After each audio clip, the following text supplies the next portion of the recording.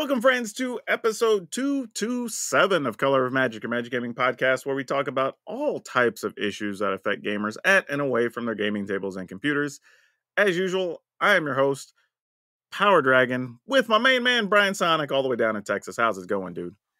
Episode 227, and there's no place like home. I know, man, 227 was actually an underrated sitcom.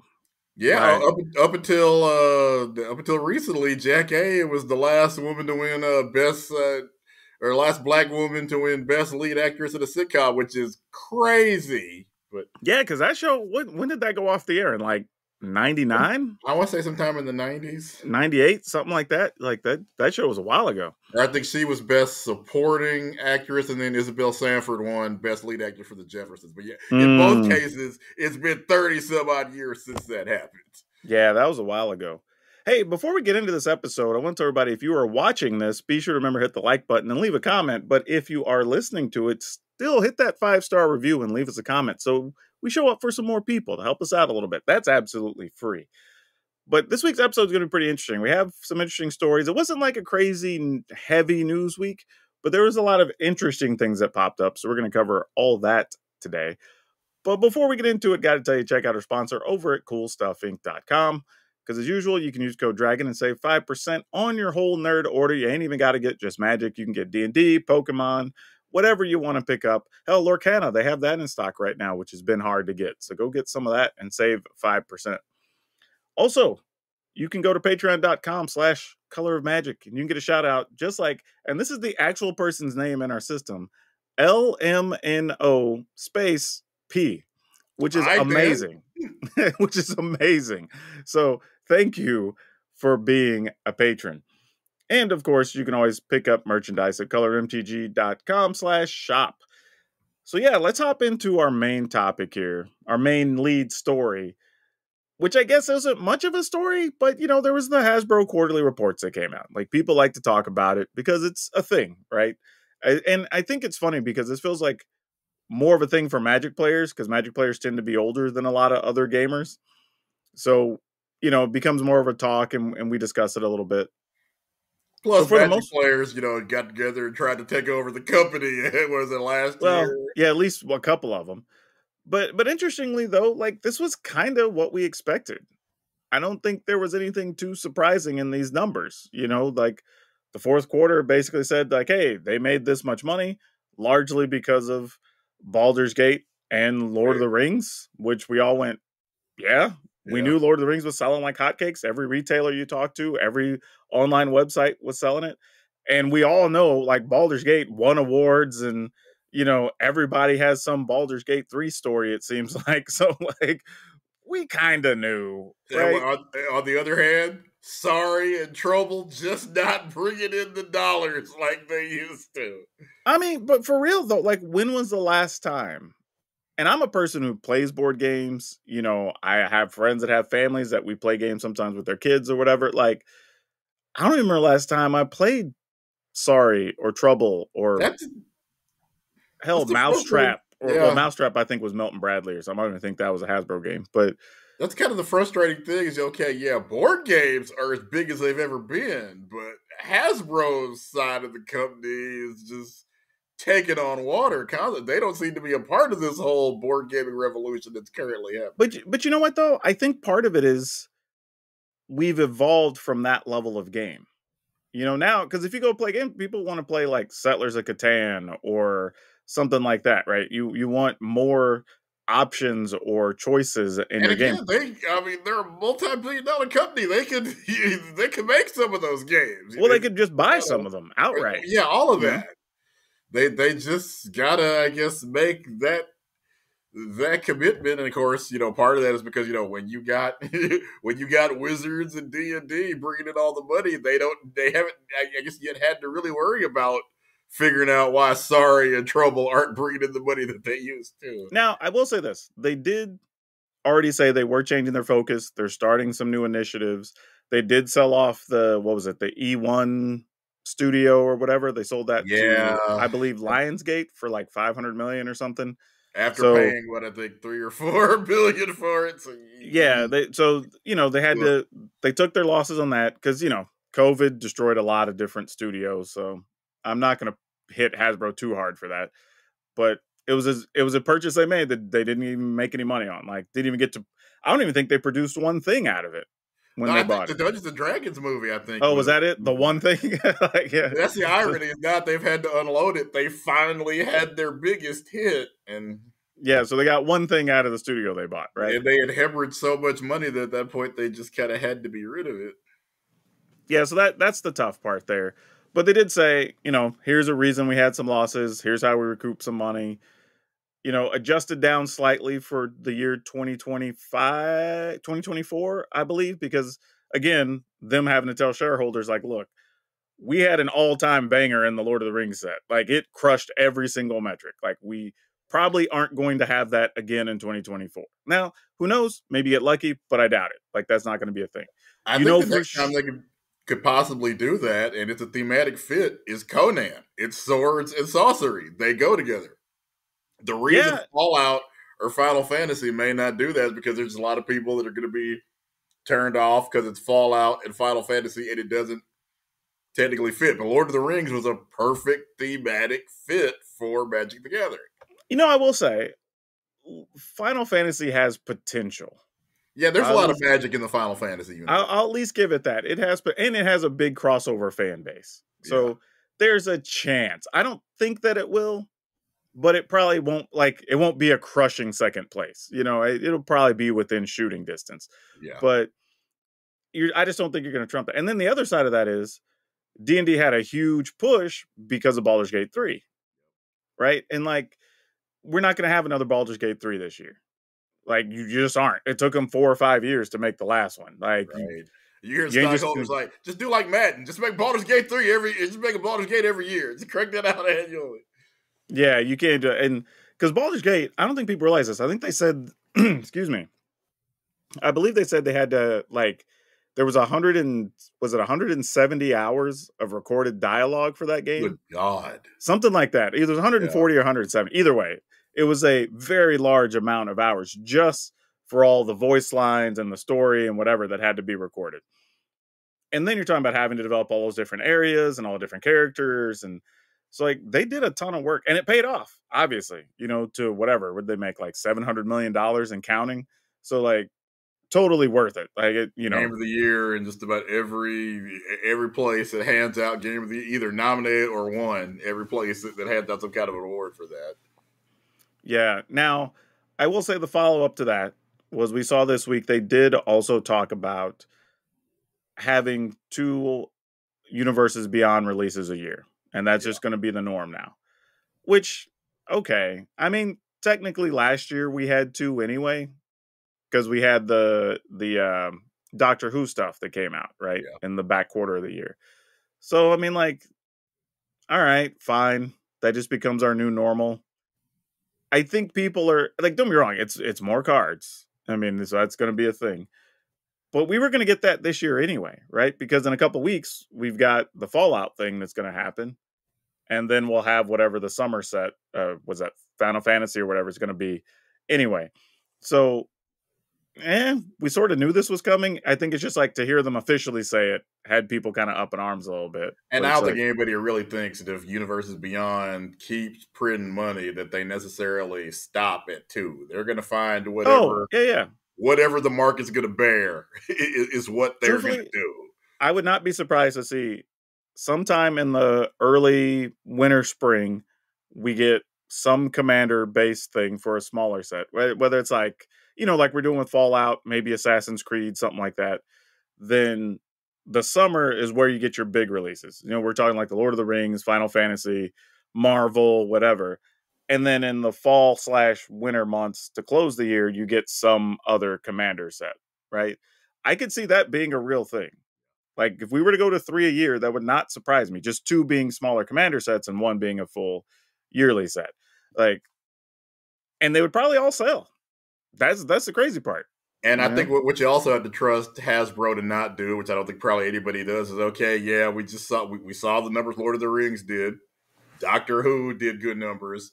Now we have our established Magic set in Murders at Karloff Manor that right now looks like it's not doing so well. So, what, do you trust Hasbro to not just go like, okay, hey, that could have been that could have been a fallout? What happened here? No, I think having been inside the walls, like I think there's just going to be a retrospect because there's always like a follow up retrospective meeting, good, bad, whatever. And honestly, I think this had a lot working against it. I think the timing after a couple of like major hits in a row was rough because remember, it came off Lord of the Rings. We had Wilds of Eldraine that was well received. We had Ixalan that was super well received. Yeah. You had the Doctor Who set that was super well received.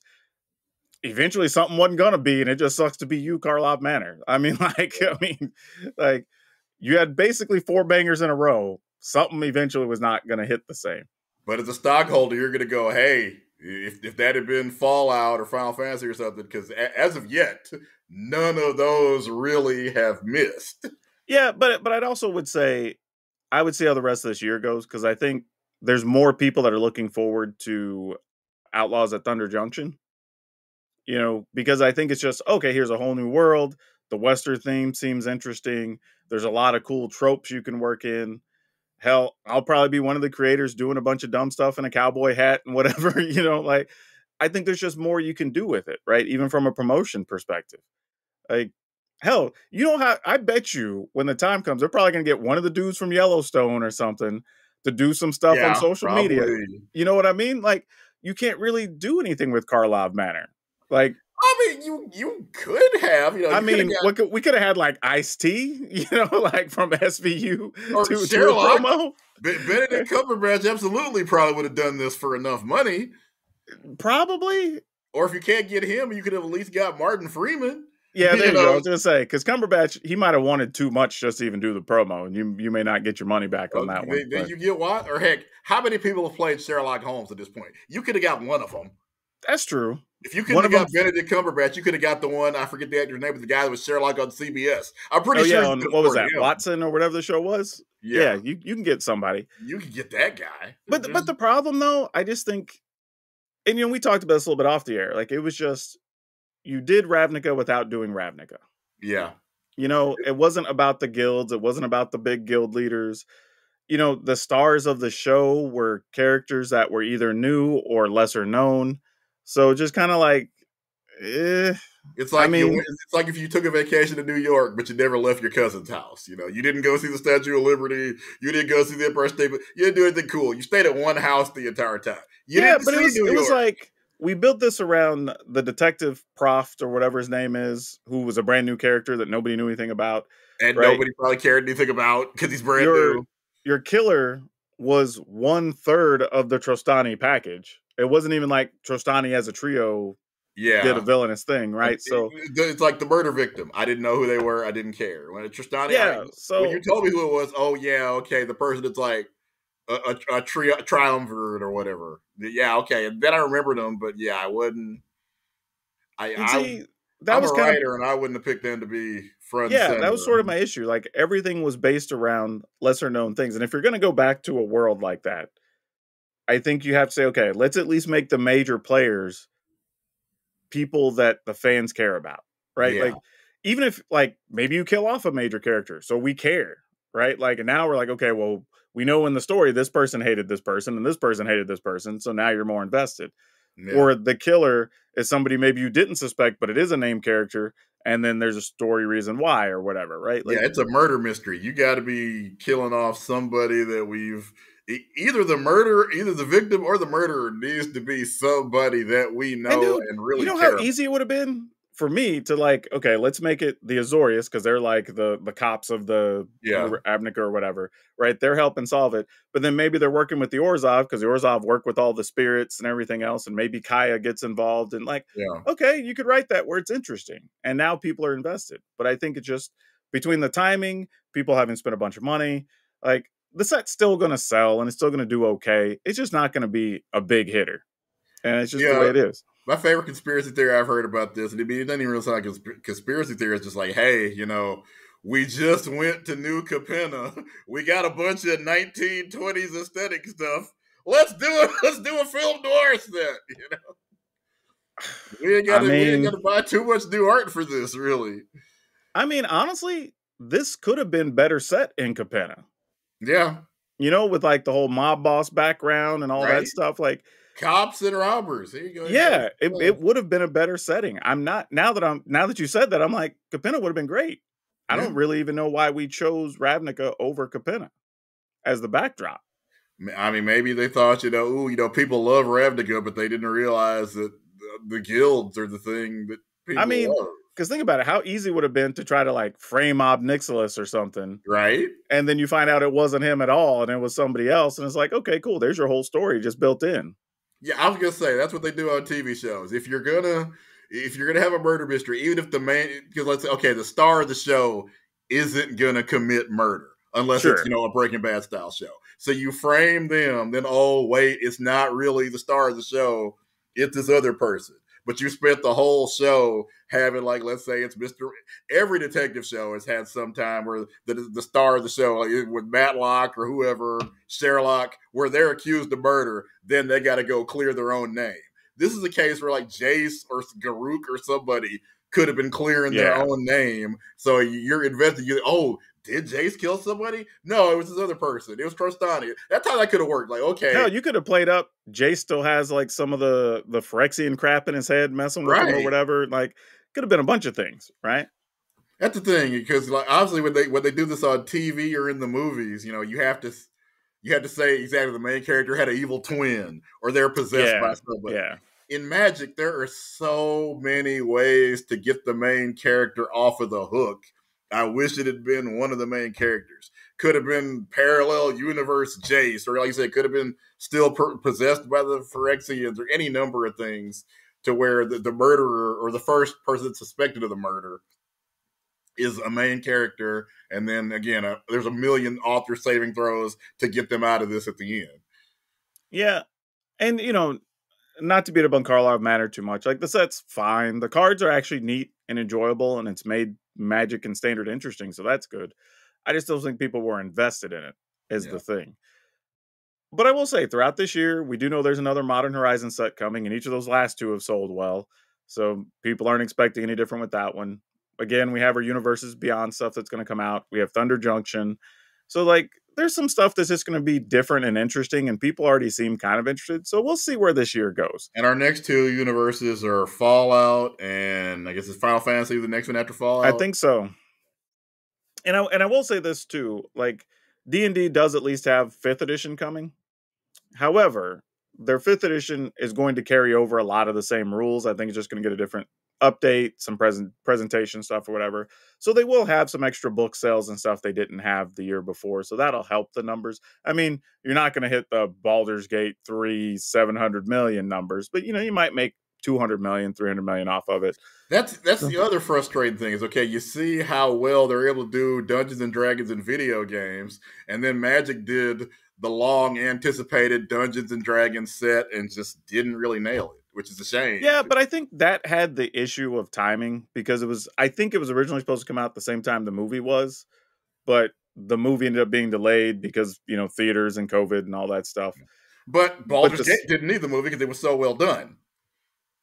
Yeah, but I think the set was already in place, and there was just no connection. Because what we saw is, after Baldur's Gate came out, the video game and everything else, because at people no went point back. during this has Dungeons and Dragons stopped being popular. Dungeons and Dragons is still doing. But I'm saying, but people went back and started wanting more cards from that set once they started getting more familiar with D&D and more people came in the loop. And then they're like, oh, well, I like Karlach in Baldur's Gate. Now I want the Karlach card. And we saw several of the cards spike as more people came in the loop and more people played Baldur's Gate.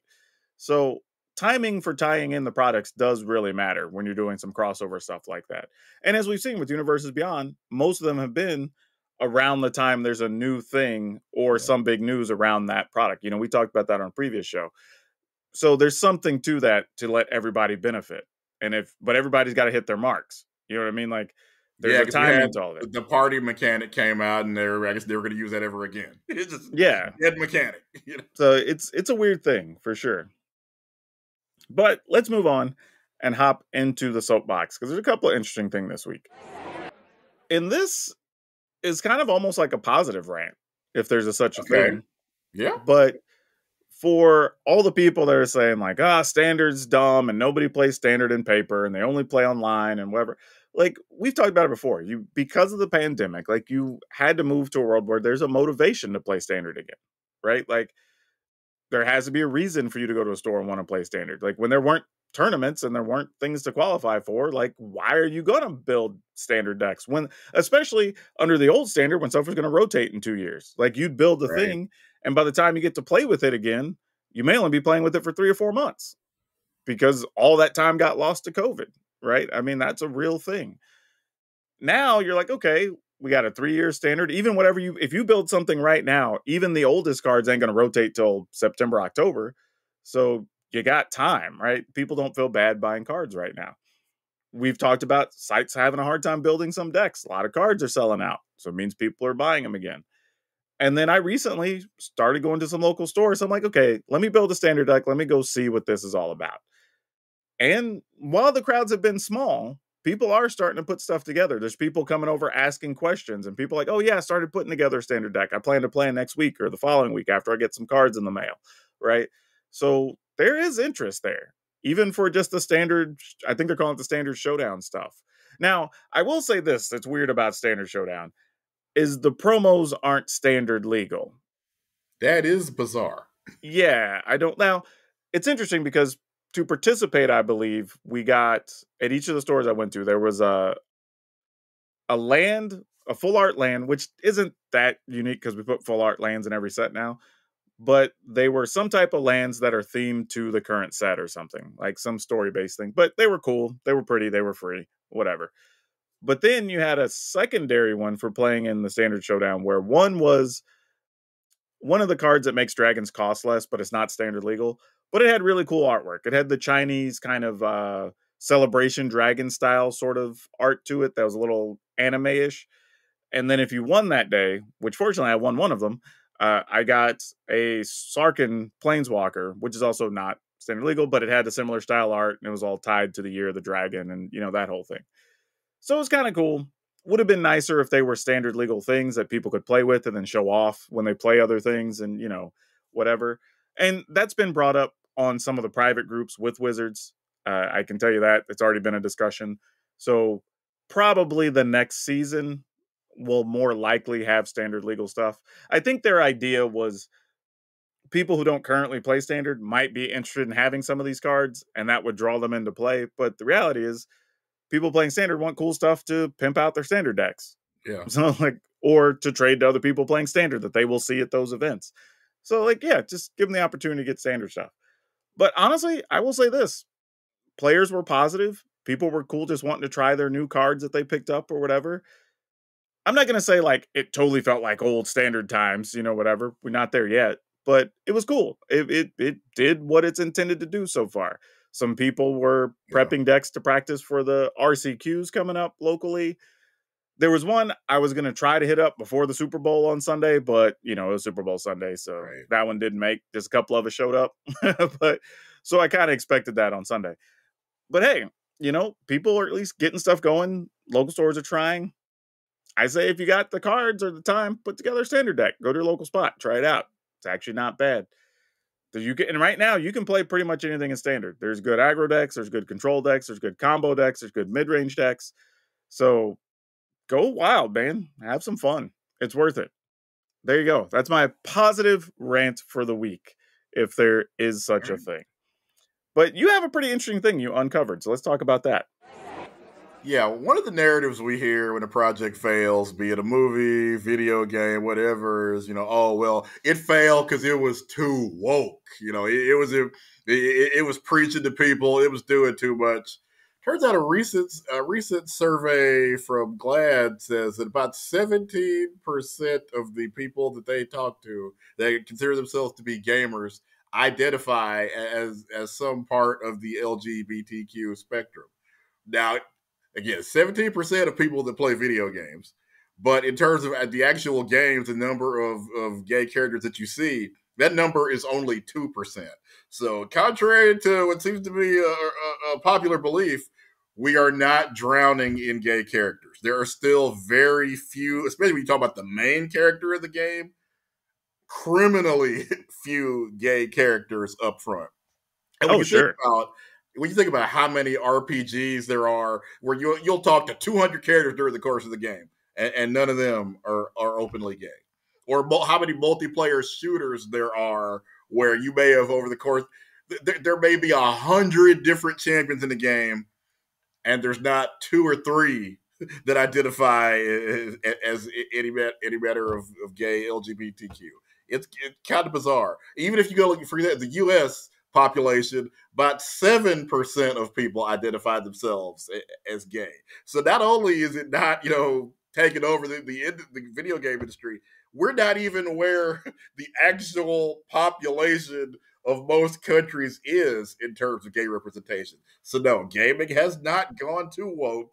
Gaming really is so many of our games, especially the AAA games that we see all over the place, are not woke at all if you're talking about gay representation. Well, yeah, but and people might say, well, why is it 17% in gaming or whatever? Like, let's be honest, a lot of those other numbers are underreported. Yeah, because if you're in the closet, you're not gonna out yourself for a Kotaku article. Oh, I straight up, I tell you, if I lived down south and somebody was interviewing for a thing, I ain't telling you. Like, yeah. I ain't getting outed because you had a work project. Like that ain't. So the numbers are underreported. Yeah, but I think that applies to a lot of things. This is what a lot of people have been saying when it comes to representation, right? Is that when you look at even just racial diversity, we're talking about blacks, religious diversity, we're talking about like Muslims, whatever, Hispanics, whatever it is, those aren't represented to the proportionate numbers that you even see in the US. So true. When you're talking about some of those make anywhere between 7% to as much as 30%, of the population, and those aren't represented.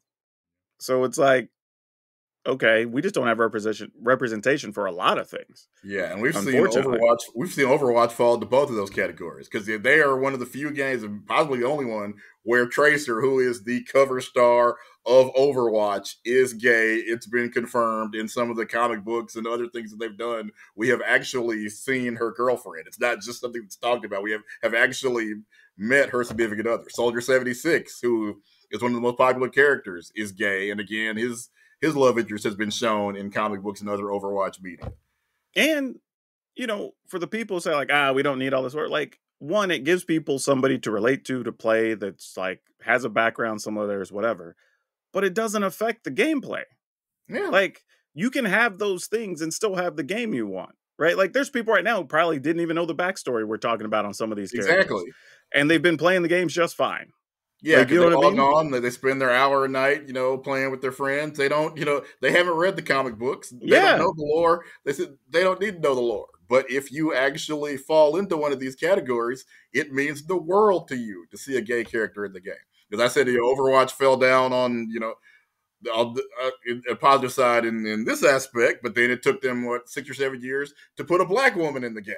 So even a game that prides itself on being diverse, it took forever for us to get a black female character. And again, black women make up I'm sure at least 20, probably to 30% of the United States population. Well, we've also talked about this before, though. Just in general, people are drawn to things where they are represented, right? Yeah. I've had people, and I've talked about it before, that have probably once or twice a month send me a message, even on YouTube or on Twitter or whatever, of just, oh man, it's cool seeing somebody that looks like me. Or I had somebody that was excited because I was a black dude who played Magic and was into wrestling, like right? That specific. Like they were like, man, I thought I was like the only one, and they were like excited. So yeah, it matters, man. I get it. To people who say like, oh, it's not that big a thing. Like, I don't know what to tell you. Like it does matter. Now, to me, does it matter as an individual? Not hugely, but there is a thing to be said about if I don't see anything that calls to me or anybody who looks like me, I do have to assess if that space is safe. Right? You know what I mean? Like, I'm not saying it's going to keep me out necessarily, but I do have to double check some things because I'm like, why are there no people that look like me? It's like, right? Was there a memo I didn't get? Sometimes that's the case, though. You find out they're like, oh, we were pushed out a while ago. and Yeah. I'm just late to the party. Like, so maybe I shouldn't be here, you know? So it does cause you to pause. Especially again, coming from Texas where there's still some sundown towns. Like, there have been some things I've had to double check when I find a new location for an event or something. I'm like, hold up, let me look up some history to see if I need to be here after 7:00, because Right. that's real, you know, like that's a thing that happens. But it's cool to have those studies out there, though. I really do think it's like just to raise awareness to get people thinking, if nothing else. Absolutely. But all right, let's talk about what we learned this week, because there was an interesting and a bizarre story this week, if you want to call it that. So I'll let you start. Yeah, as I've been talking about, obviously this is Black History Month, but I talk about this game all the time and this storyline all the time because MLB The Show in last year in 23 did Negro League storylines, highlighting some of the players that some of the best players that ever played, but they, because of the racism of the time, in many cases, never got the opportunity to play Major League Baseball. Or in the case of guys like Satchel Paige, they got there, but they were almost 60 years old at that point. And they're starting to reveal some that they are confirmed they are doing the Negro League storylines again this year because, as they mentioned, there are so many players who you've never heard of in all likelihood because you didn't learn about this in school. It's not something that probably is talked about every night on your regular baseball broadcast. And one of the players going to be in there this year, and again, I'm somebody that loves baseball history. I just found out about this.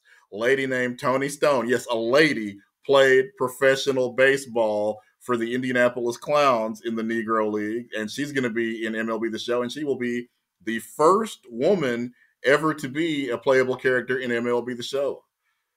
So that's pretty cool. Right? And it's because, again, just imagine. I think it said she was 32 when she got to Indianapolis, and at that point had been playing organized baseball in some form since she was 16 years old. Imagine doing that at a time when most men aren't allowed to play Major League Baseball, alongside their white peers. So just mind-blowing. Again, I had never heard of her before now. Can't wait to get that game. Can't wait to use her as a playable character. Just super excited about that. And I cannot tell you enough how well these storylines are done. One of the best story modes I've seen in any sports game, and I play almost all of them sooner or later.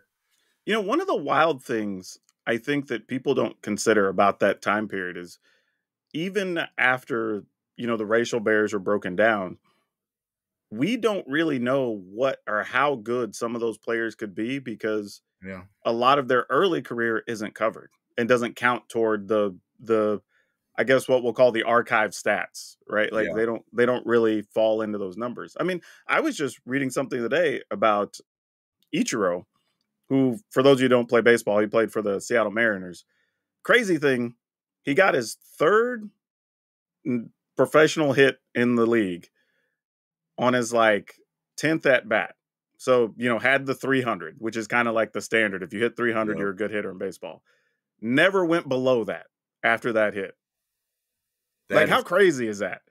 And he didn't start playing professional, I believe, until 32 when he came to MLB, which is great. So imagine what his career would have been. He's still one of the all-time hits leaders. Imagine what he would have been if he got to play professional U.S. Major League Baseball at, 22 or 23, like a lot of these guys. And I just heard this story about Ichiro, where apparently he said, A-Rod, I guess A-Rod had his number, and he gave his number to somebody else at Ichiro, because he apparently didn't follow a lot of the other American sports. I had no idea who this guy was. Yeah, some guy called me, said he wants to learn my stretching routine so he can, incorporate it into his exercise routine. And who's Tom Brady? Yep. Wow. But that's the thing, how it's amazing how disconnected everything can be, even within the same spheres. Yeah. And especially, again, like you're talking about that time period where racism's still a big thing. Hell, there was an interview just this week on Shaq's podcast where I think, not Wilt Chamberlain, God, who was it that he had on there? One of the other old ball players. And he was talking, Dr. J, it was Julius Erving. And he was talking about how even then, being Julius Erving in the NBA, he still couldn't go drink from the same water fountains as people. Which is we're talking about the 1970s at that point. Yeah, how crazy is that? A dude who is even for the time period, was considered great at the thing he did, was on national TV for the few games they did televise. Yeah. Like, still was treated that way. I'm like, that's Was mind a blowing. household name. I'm telling you, he's one of those people, even if you didn't know what basketball was, you knew who Dr. J was just by seeing him do commercials and other TV shows. And dude, the stories he's talking about are only like 5 or 6 years before I was born. You know what I mean? So when we think about like racism being a thing of the past, it's like, no, this is still people living right now still had to deal with that. Right. You know, we talk about Ruby Bridges, who was attacked as a little girl, for trying to go to an integrated school for the first time. She's barely like 64. She's barely gonna be able to collect Social Security soon. You know what I mean? Like, that's crazy. So when people think like, oh, that doesn't exist anymore, it's like, no, like people's grandparents are still around that had to deal with that. Mm-hmm. That's wild. As Chris Rock jokes, depending on what black people got rights, depending on what time your area decided they wanted to act right. That's basically it, for real. Forget, I was from Louisiana. I was born in, they've changed the name since, but I was born at Confederate Memorial Hospital. Bro, there's still an area up here called White Center. Mm-hmm. Like, that's just the name of the area. And I was like, we got a white settlement in Texas. Yeah, and I was like, whoa, that's crazy. Fortunately, it's at least pretty cool. I've been there. It's all right. But like, they're just stuck on keeping the name. So it's like, all right, your cool. white settlement had an election because they were trying to explain to people, just from an economic development standpoint, we are losing money hand over fist. There are people who won't build here because the name makes people uncomfortable. Nope, it's part of our heritage. We want to keep being a white settlement. Okay, keep fumbling the bag, basically. Yep, that's real. Keep not getting restaurants and movie theaters and things built here because you want to be. But I think it's cool. You know, when you have something like MLB doing these, I don't know, I guess you call them like a historic retrospective in a way, built into the game. It's kind of cool just to teach people about stuff that they wouldn't find out otherwise. And again, if you listened to the show the last few weeks, we mentioned it, but go listen to Black Diamonds. It is one of the coolest podcasts for, even if you're not into sports, like just to understand the time period and what people dealt with and whatever, like such a cool listen. Like, go check it out for sure.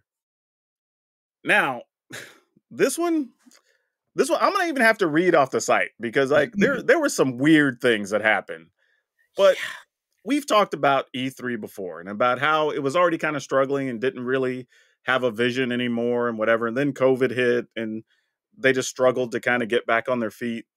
And then eventually they said E3 is just not going to be a thing because we can't figure out how to get it fired off again. Well, for whatever reason, this was on the 9th. So this is weird to even say out loud, but Taco Bell basically did a presentation like Apple and Microsoft do, mixed with like an E3 style award show. Like, somebody at Taco Bell said, hey, you know that style of award show presentation that's been conclusively proven to not work very well? We should do one of those. It was weird though, because they had like weird awards and then they were like, well, canned laughter and applause. Yeah, and all, like, again, all the worst parts. Oh, and it had for real, like when you watch the Google present, like the big wide screen or whatever, they had that going on. Like, they were like, oh, well, let's peek behind the curtain and into a test kitchen or whatever that was, right? It was like, who asked for this? Like, nobody. It was such a weird. Hey, and you know, I'm all for trying new things. Yeah, I really am. Like, sometimes you got to think outside, but it was also weird because Taco Bell was already rolling out a bunch of new items and they like previewed those, I think like leading up to the Super Bowl or whatever, which those are already, some of those are kind of random. Like some dude at Jack in the Box decided to get with some dude at Taco Bell and like, hey, here's how y'all could really make some money with all that stuff y'all have. So, and I'm not going to lie, I'm still going to try them because, you know, it's Taco Bell. We'll see if they're any good. But it was weird, man. Like a triple decker taco, like some, and then a crunch wrap with a giant Cheez-It in the middle of it. Yeah, like I'm like, who came up with like? And not gonna lie, triple decker taco, I'm still gonna throw down on. Yeah, I'm gonna eat. Eventually, I make fun of it. I'm gonna try the crunch wrap Cheez-It at least. The thing is, I'm gonna try it, but I'd rather that just be a layer of actual cheese. I don't know if I need a crunch wrap size Cheez-It in the middle of my crunch wrap. Secret menu, I'm sure you can probably just get that other layer. Yeah, it's such a weird thing, man. I don't know. And I'm gonna get in trouble for bashing these because in addition to all the other people out of work with them not doing E3, these I can't even say D list, probably F. What's the bottom tier? Whatever the lowest tier of working actors is, that's where I would be at. And they do a bunch of trade shows because there's always somebody being zombies for Call of Duty. Yeah. Or if you happen to look like Mario or whatever video game character. So yeah, I'm gonna get in trouble for speaking out against these trade shows, but just in terms of promoting stuff, there's a reason that E3 isn't happening anymore. Those just don't work. But Taco Bell decided to go in and have a taco E3. Yeah, they just, I mean, it's an interesting way to try to roll out new items and stuff, I guess. So, but the amount they had to have spent on that presentation was huge to put all that together. So I mean, maybe it pays off. I mean, we're talking about it. I was literally about to say, we were not going to be talking about Taco Bell in any other aspects. So maybe they know what they're doing. But I mean, the fact that they even did this was the best Taco Bell wedding or whatever, there was some weird stuff, man. I'm like, and to their credit, if you're going to do it and you're going to be tongue in cheek, just go all the way, Because if you did it and you tried to be super serious, it would have been stranger and probably would have put more people off. At least this way, you're just owning it. Just saying we're going to make this as weird and awkward as possible. We're just going to Taco Bell it up completely. I know you ain't getting E3, but here's a cool food related style thing. And maybe this scratches that itch for you. I think if anything's more surprising, it's that it was almost unannounced. Right. It was just kind of hey, Taco Bell's going to be streaming tomorrow. They try to do a Beyonce. Hey, Taco Bell got a new album, y'all. Come on in. Yeah, it was well, what's Taco Bell going to put up tomorrow? We already saw them talk about their new item. What is this going to be about? And then it was this whole thing, and everybody didn't even people didn't even know what to think when it was done, because I think people went in not even knowing what to expect and just got completely twisted up in the whole thing. Nobody was expecting, a Taco Palooza or whatever. Yeah, exactly. Which, by the way, Beyonce got a country song. And I guess you probably heard that a lot of country stations don't want to play it for, reasons. Well, of course. So we're back having the whole. I ain't gonna lie, it was kind of good. Well, I mean, it's Beyonce. So you knew Beyonce wasn't gonna put out nothing bad, especially for country, because she already knew she was going to face some problems. Billy Ray Cyrus, where you at? We need Billy Ray Cyrus deployed again to get the white station. Also, we had I think 3 or 4 people drop some music from the Super Bowl, because I think Kanye had a big thing to go nuts on Spotify. So there was a few things. So Kanye still exists. Yeah, that was kind of my thought too. But hey, man, crazy week. And he wonders why he can't get any venues, bruh. You just people don't forget anti-Semitism very quickly. Sorry, bruh. Well, yeah, let's get in some topics because we have some quick hitters to get through before we wrap things up. All right, this one's easy. We talked about it last week, how MagicCon Chicago was almost sold out, and apparently within a couple hours after us finishing recording, it sold out. So if you don't have tickets to Chicago, maybe you got to hit up your friends, see if somebody's not able to go anymore. You can scalp some of their tickets, whatever. Have we really reached the point where people are scalping MagicCon tickets? That's where we at. I mean, maybe. I don't think anybody expected Chicago to sell out. No, in February. But here we are. It goes on next week and completely sold out according to everything, which is cool because there's a lot going on. If you want to get Amsterdam tickets, those are on sale. And I'm not saying a bunch was going to travel to Amsterdam, but if you listen to us from there, Chicago sold out. Amsterdam still, what the Amsterdam Tourism Bureau is looking like. Oh, I guarantee you. You know what? I think Amsterdam's going to sell out too, though, but more because it's such a rarity for Magic to have a thing there. It's the uniqueness. It's the AEW in Wembley. It's that thing. And like I was talking about, going to Ravnica and just going to one house. A bunch of nerds about to go to Amsterdam. What'd you do? I played Magic. Yep. For real. Well, to be fair, if you live in about 35-ish, I think, percent of the US, it's not an issue anymore anyway. So you don't have that motivation to go to Amsterdam. Still, it's just But yeah, it's pretty crazy though. I mean, again, when we come back and talk about, people saying Magic's dying and Wizards is killing it and this, that, and the other, this kind of comes back to even what we talked about with their earnings reports. They had all that bad news in the beginning of the year for D&D. The numbers show that the average person doesn't care. Like, as much as we're in our bubble and we're connected and we're super enfranchised and we see the stuff on Twitter and on Facebook and whatever, at the end of the day, the average person doesn't know about any of that and they don't care about any of that. They just want to get their books, get their adventures. They're going to play at home with their friends. They want to get their Magic cards, get the new Commander decks, go play with their cousin, brother, wife, whoever they game with, right? They're not going and doing all this other stuff. Like, that's just the way it is. And you're seeing that with Magic. Like, people can say, I'm tired of Wizards and this decision, that decision, but then shows are selling out in big cities and big venues. Like, it's just what it is. I mean, people can try to say what they want, be mad about what they want, but like, the end result is you don't make $1.5 billion with people hating your stuff and not buying it, right? Like, those two things don't go hand in hand. So credit to them for finding a way to make it work. the gaming is technically we hate it, but we still buy it. Yeah. Dude, it's like we said before. You can complain all you want, but if you're handing them $20 bills while you're complaining, your complaint don't matter.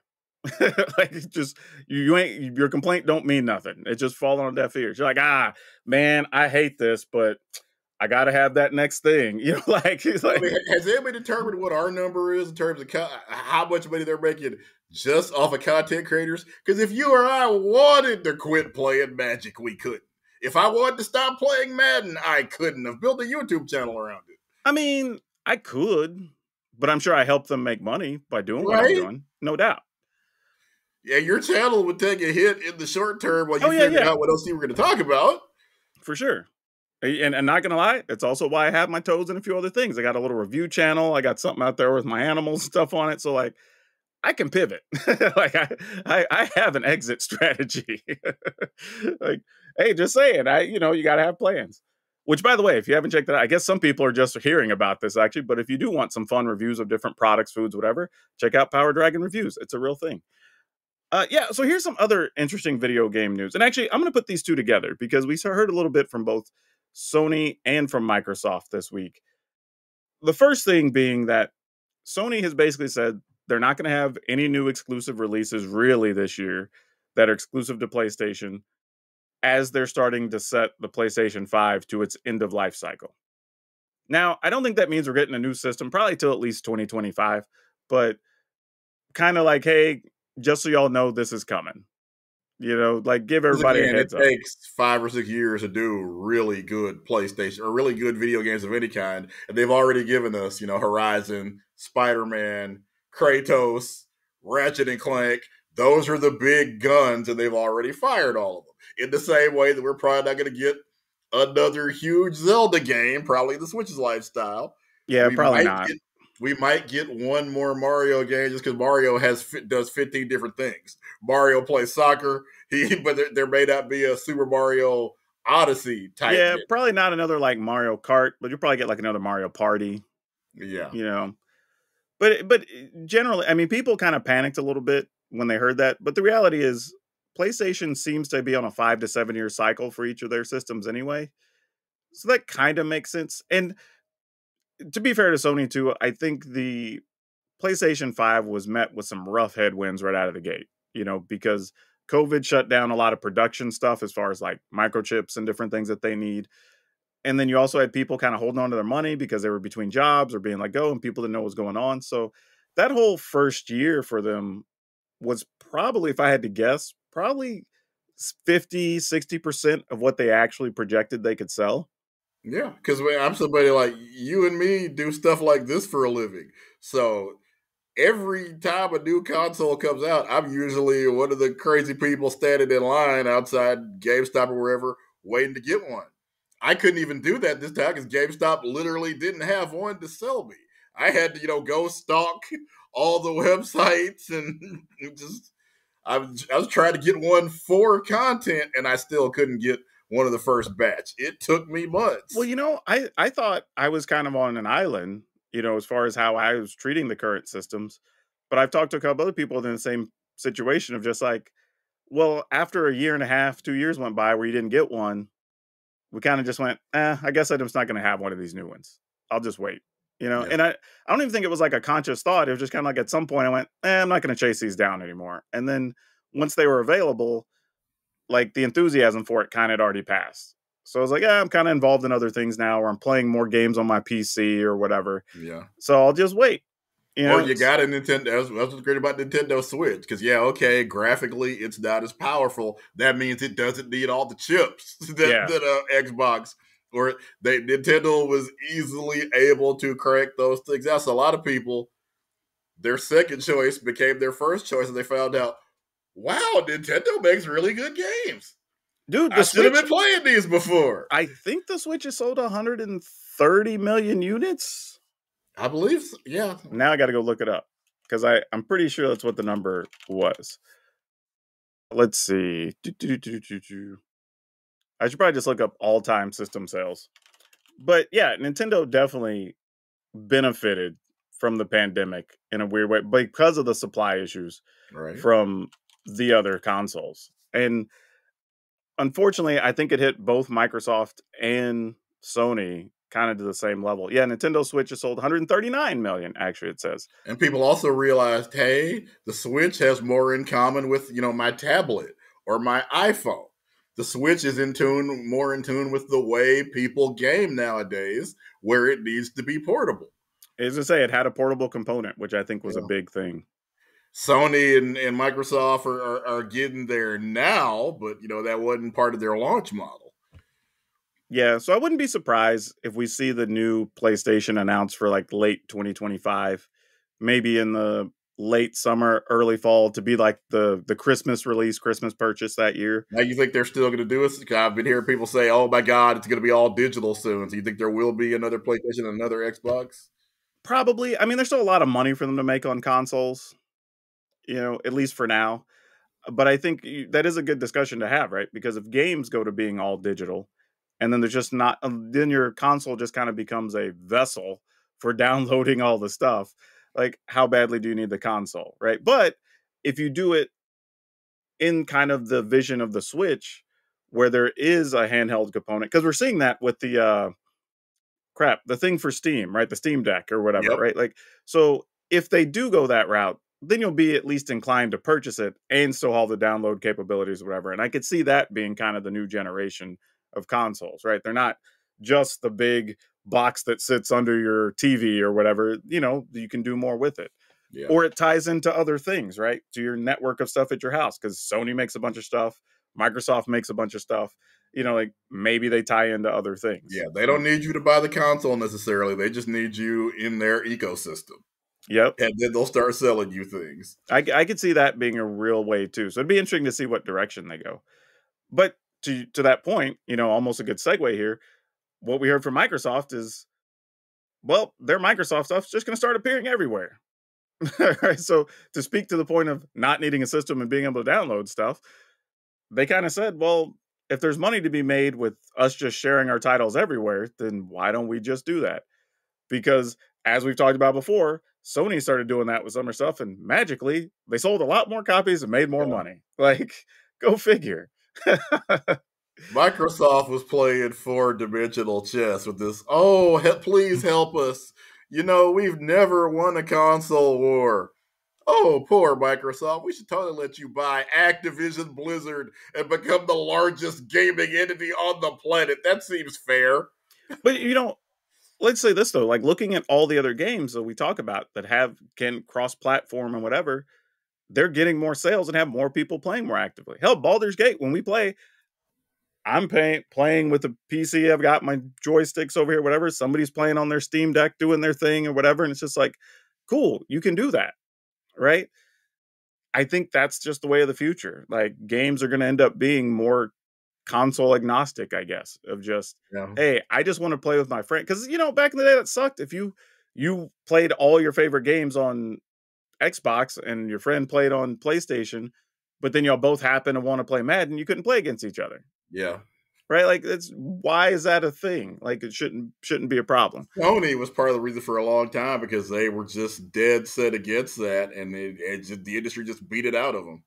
They just Yeah. realized they were, and like we talked about last week, the Major League Baseball deal, or Major League Baseball's like, hey, the reason we sign up to do a video game is to get more young people into playing baseball. Why is this not on Xbox? Because that's our rival. We don't care. Put it on Xbox. Yep. Or you take it to a studio that will put it everywhere. Right? So I'm all for it. It'll be interesting, though, to see where each of them goes in the future because, everything's about having the Game Pass or a Game Pass equivalent these days. Again, a lot of the games are digital, so you don't need hard copies of the games anymore. But we've seen, again, the success of the Switch, the Steam Deck, things like that. So, like, maybe that's just the new direction everything's got to go.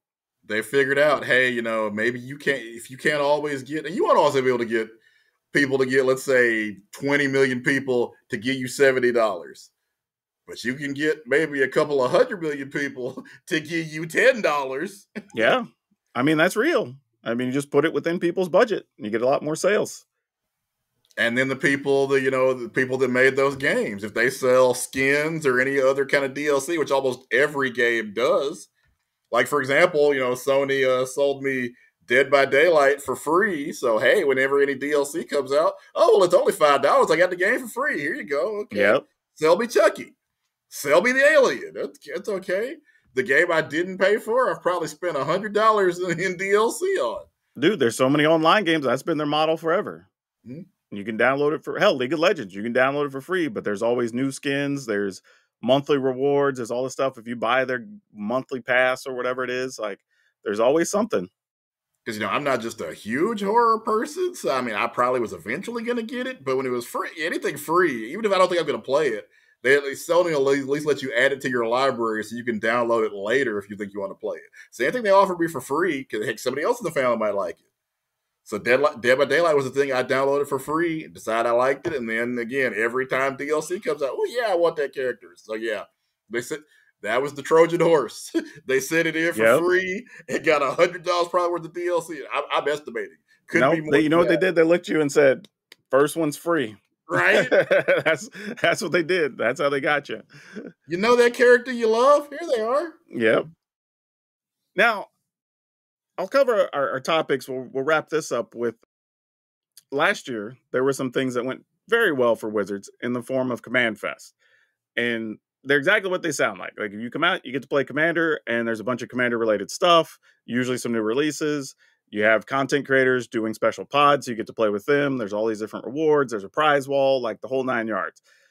And Wizards said, hey, that went so well, we want to do another round of those. We want to do even more of them and make sure they're all around the world. So we just got that kind of dropped on us this week out of nowhere that there's going to be 4 events in April in Dallas, San Francisco, Birmingham, England, and in Beijing, China. There's going to be one in Vancouver, Canada in May. In June, you've got Atlanta, Tacoma, Washington, and Guangzhou, China. So China's getting 2, which is pretty sweet. And then you have Sydney, Australia in July, and then you've got Shanghai, and then one that's in Southern California. They haven't said the city yet, and Frankfurt, Germany in August. And they said there will be more announced for later in the year. So this is cool because other than just taking care of your casual players, your Commander players, whatever, giving people a reason to build their decks and do all that, this is making events more accessible, right? Not everything's going to be a pro tour near you or a Magic Con or whatever, but these can be run by local organizations and still hit up way more cities, which is pretty cool. Because even just in the US, you're talking about being on the East Coast in Atlanta, then being in the West Coast in Tacoma and Southern California, but then also being, in Dallas for one of them. So all over the country, and you consider you have the MagicCon Chicago, you've got MagicCon Vegas later this year. So you're hitting up a lot of locations, putting events within reach of people. So this is a lot of good exposure. I think this is really positive. So I'm glad to see that those are being rolled back out. And if you want to meet your favorite creators, that's a good chance to do it in a casual setting. So there you go. Hit those up.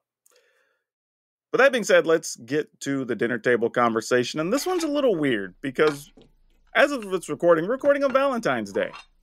And, as much as I love Brian, we each have our own Valentines at home. So this kind of, I had got you a gift and never. I mean, you done. I'm just gonna make you dinner. Okay. Be that way. Be that way. I'm sure your wife would have something to say about that at this point. That'd be news to her, you know. But this is kind of interesting because, you know, and not to like make this a sexist thing, but generally when you're growing up, like women end up being way more attached to Valentine's Day than guys do a lot of the time. So we don't have like a lot of those crazy memories. A lot of it is just like what we've done for other people, you know, like more than what we've had done for us. So that got me thinking, like, how do y'all two treat Valentine's Day? Because for us, we don't even most of the time, like today, we're not doing anything. We bought each other stuff yesterday, and then we may go out and eat this weekend or whatever and kind of celebrate. But like, I have a personal belief. I'm kind of weird that like I hate having days where I'm like, I don't want to use the word force, but like overly encouraged to express your appreciation for somebody, right? It bothers me on Mother's Day. It bothers me on Valentine's Day. Because like if I tell this person regularly I love them and show them that, like I shouldn't have to have a day that like the world's going to end if I don't do it today. You know what I mean? But then on top of that, we both kind of don't like the whole, you know, going to the crowded restaurants and having to make reservations and you still have to wait around for 10, 15 minutes because the restaurant's crowded. You know, like we just don't do all that on Valentine's Day. So I have it pretty easy at home. We get to do stuff before or after, and we get each other little trinkets or whatever, and it's cool. It's not a big deal. But I don't know how y'all treat it. Like, do y'all go out and do something special on the day of, or do you celebrate it all? Because I mean, y'all been together a while. You got kids at home. You know, what's it like for y'all? Actually, today we are not going anywhere. This weekend we might, but we haven't really. Because, like you mentioned, when you have kids, that's that's kind of your first priority, and everything else goes around. Just for this is some examples of things: doctor's appointments. We got a kid in band. I mean, it's just every day there are 15. Obviously, podcast and the world don't stop because a holiday happened, right? So yeah, we'll probably go out. It'll probably be sometime this weekend. So we're just, kind of exchanging gifts. And the struggle I always have is, people would of course, people are all get asked, your friends, your coworkers, what'd you get for Valentine's Day?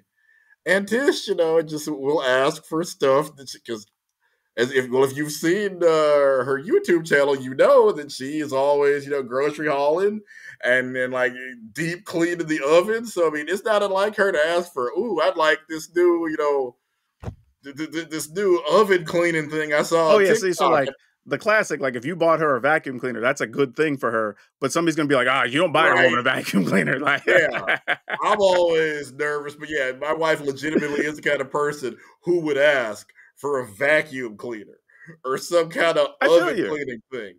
And she's not joking. That's what she wants more than anything is to figure out how to deep clean that oven. And it just, I feel like a horrible person, but I just have to. It's what she wants, though. Exactly. I had to put my own feelings aside because there have been times where, hey, I'm going to do something way more romantic, and then she'll look at me like it's just wasted. Like she's appreciative, but it didn't do nothing. But that wasn't what I asked for. Because I will say, after being married for 20 years, we just at this point ask each other. We don't try to guess. We just like, what you want?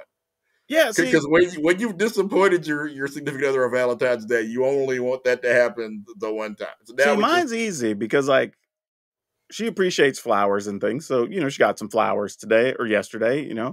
But also, I bought her Transformers before because she collects some Transformers. So it's like, and people are like, you're going to get Transformers for Valentine's Day? I'm like, that's what she collects. That's what she wants. Exactly. Like, what do you, like, yeah, it's weird, but, I know who I'm in the house with. You're in the boat like me. If she wants Transformers and her roses, there's going to be a problem, Now, I just remembered this. I do have an effed up Valentine's Day story that I can share. And this is like, to the racism of Texas.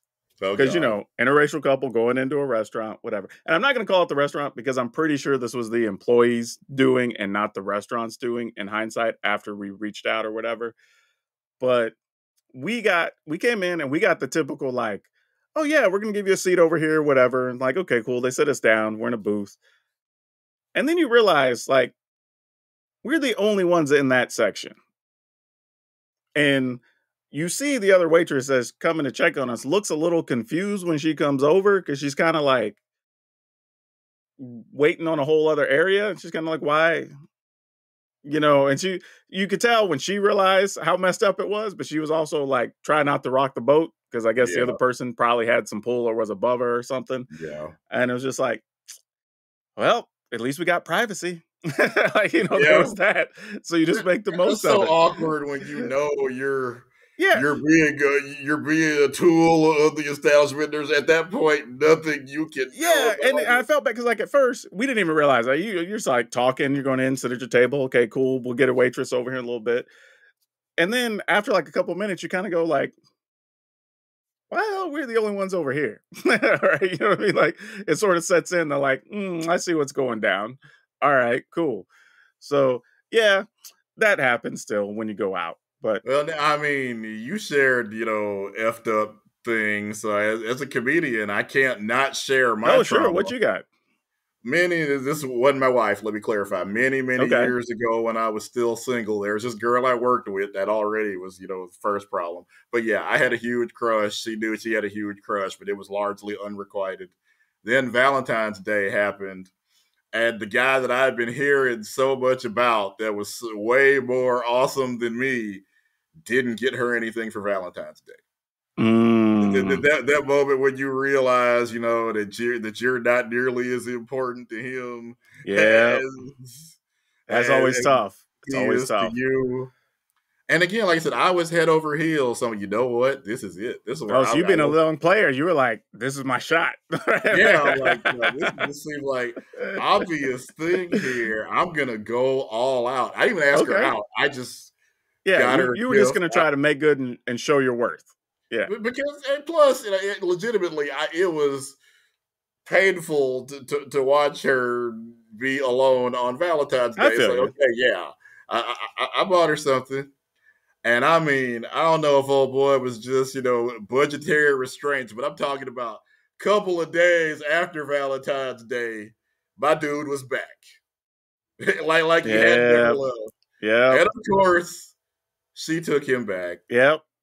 That's a rough story, and man. yeah, I feel like a it's lot of just dudes are gonna relate to that one. Hell, a lot of right, people are gonna relate to yeah. that one. Probably not even dudes. Yeah, because that goes. I'm sure many people Yep.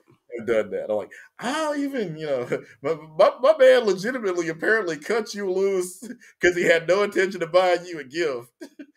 And yeah, That's rough, that's when I man. had to realize, like, yeah, she doesn't want me. She's never gonna want me. It's blatantly obvious. Yeah, there's nothing there, and if there's nothing there, you can't make nothing be there. You just had to deal with it and move on. Let me also say, because Valentine's can be a weird time for a lot of people. Right? Whether it's you feel left out, not included, like you're saying, you find out you're not as important to somebody as you think they are. But like, you know what? Take care of yourself first and Exactly. foremost. I think a lot of people don't think about that, don't appreciate it. Like you can't take care of other people if you're not taking care of yourself. So don't get too So- tied up in other folks and how other people are yeah, seeing you. Like, and take time to appreciate your friends and family, even if it ain't right. like a significant other or lover or whatever. Like, take time just appreciate those other people around you. I mean, we say it all the time, but like, don't be afraid to tell your boys you love them. Like, don't be afraid to hug a friend or whatever. Just let Yeah. them know that you care. If you know somebody's struggling or they're having a tough time, just reach out, send a message. That's all you got to do. Just check Or on get your somebody. podcast co-host a gift, even if they don't get you That's anything for that's true. Valentine's That's Day. true. But I will say, like the thing about that story is, like me and the girl both learned something about the other person that we needed to learn. hmm She learned her guy wasn't as into her as he really should be, and I learned she wasn't into me at all, and we both needed to learn Yep. that. Time to move on. Right? But yeah, man, why don't you where they can find you on social media? All right, I am Brian Sonic on Twitter and the Gram. So follow me there for more, I guess videos, video ideas, tweets, stories of woe, Yep. whatever. Yeah, you can always find me at PowrDragn, PowrDragn. And like I said, if you're watching, be sure to remember, hit the like button, leave a comment. If you are listening, be sure to give us one of those 5-star reviews and tell people how much and why you like the show. But as always, wherever you're watching or listening, good morning, good afternoon, good evening, and good night. Please remember to take care of yourselves and your family. Remember to be awesome, and most importantly, be awesome to each other.